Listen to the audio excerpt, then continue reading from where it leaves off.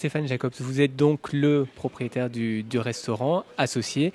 Quel a été votre parcours? Comment vous êtes-vous retrouvé dans la restauration?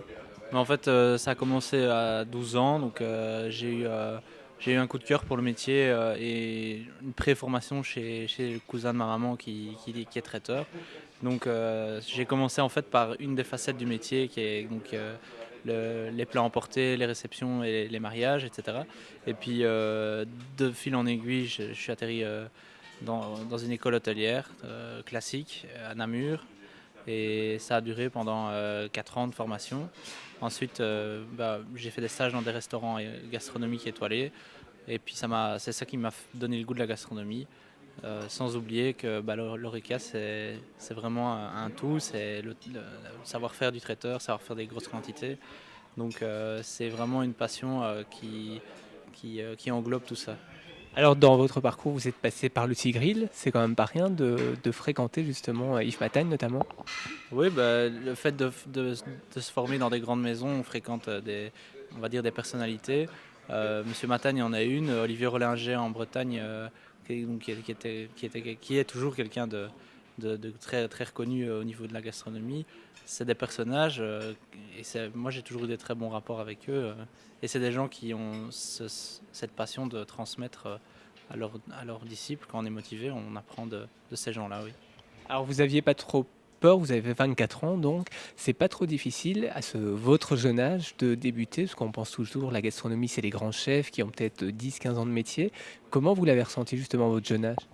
Bah, moi, je crois qu'il y a un moment donné où on doit se lancer. Je l'aurais peut-être pas fait tout de suite. Mes associés m'ont donné un peu la force nécessaire, on va dire. Ou parfois, le fait d'être à trois, c'est une force supplémentaire pour pouvoir se lancer.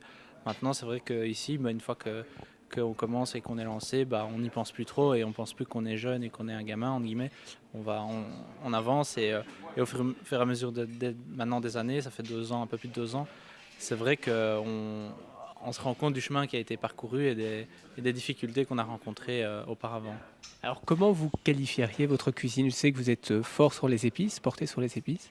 Ben oui, c'est une passion qui est venue de Cancale justement, où Monsieur Rollinger pratiquait cet art de créer des épices, etc. Par rapport aux besoins d'un produit de qualité.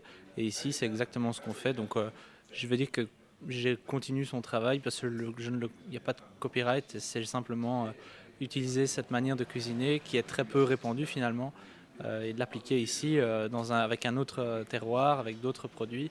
Parce que j'utilise des produits que lui n'utilisait pas forcément.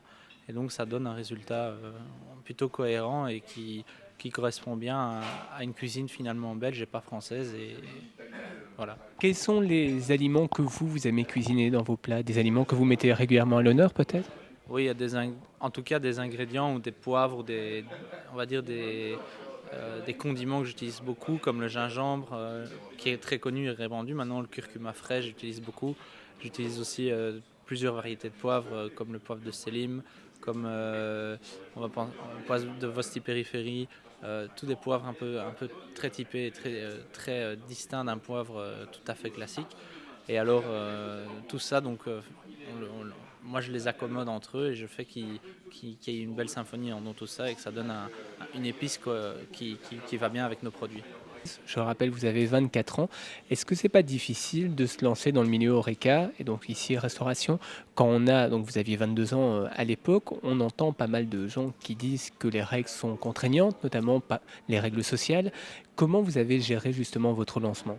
On se prend des claques dans la figure régulièrement. Encore récemment, ça arrive qu'on tombe des nues pour une ou l'autre chose. Il y a l'encadrement côté social, comme vous dites, avec le personnel à gérer. Et encore ici, on est trois associés, donc ça donne vraiment une liberté à ce niveau-là de se dire on est trois associés, donc on a un noyau solide qui peut déjà fonctionner quasiment comme ça. On a fonctionné quasiment 1 an et demi sans personnel. Donc ça veut dire que voilà, ça montre bien la dure réalité d'aujourd'hui.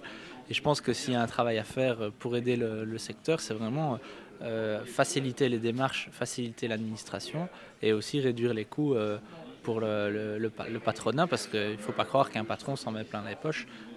Au jour d'aujourd'hui, un patron a déjà très dur à gagner sa vie, lui. Et le problème à mon sens, c'est que les gens vont prendre le fait d'aller au restaurant comme un luxe parce que tout se répercute finalement dans le prix final qu'est le prix client. Et c'est vrai que même si on arrive à avoir des prix relativement démocratiques ici, ben, on gagne moins bien notre vie que certains parce que on fait attention à tout ça et à ce que ça reste intéressant et pour nous et pour notre clientèle.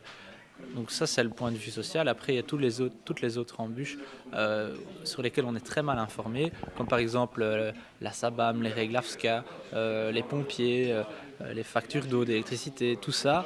Il faut toujours prendre les devants pour tout. Et puis, il n'y a personne qui va venir vous dire, oh attention, vous faites ceci pas bien, ou vous faites ceci, vous avez une surconsommation de ci ou de ça. Et c'est vrai que quand on se lance, ben, qu'est-ce qu'on fait? On minimise le personnel, donc vous avez une charge de travail qui est là pour arriver simplement à faire fonctionner votre restaurant et vous n'avez pas le temps de, même pendant vos week-ends, de dire je vais m'occuper correctement de telle ou telle démarche administrative et donc du coup ça donne des mauvaises surprises, mais au bout de 2 ans je pense on les a toutes faites donc ça va.